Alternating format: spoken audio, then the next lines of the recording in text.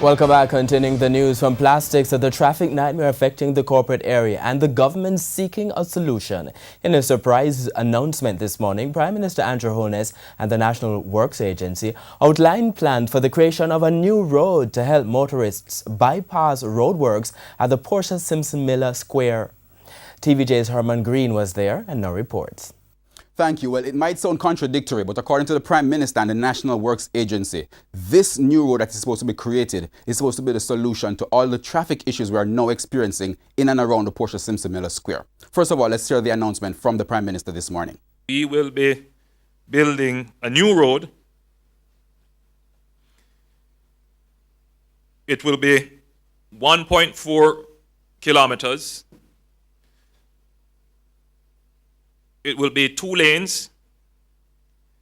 It will have a link from Chesterfield Drive, that is coming off Spanish Town Road. You would turn onto Chesterfield Drive and you will pick up this road which will run alongside the existing rail track, and it will take you down to Marcus Garvey Drive.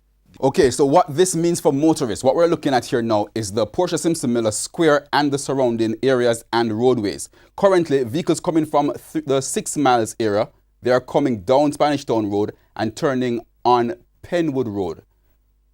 That blue line shows the first detour.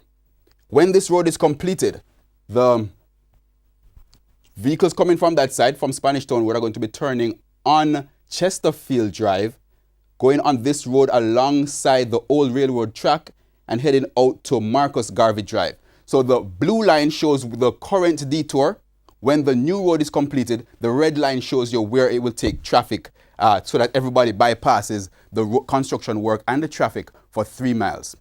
Now, the Prime Minister also pointed out the timeline for this. Let's hear what he said about that. I gather China Harbour said that the road will be done in 5 weeks. Or was it 4? You do your best for 5 weeks.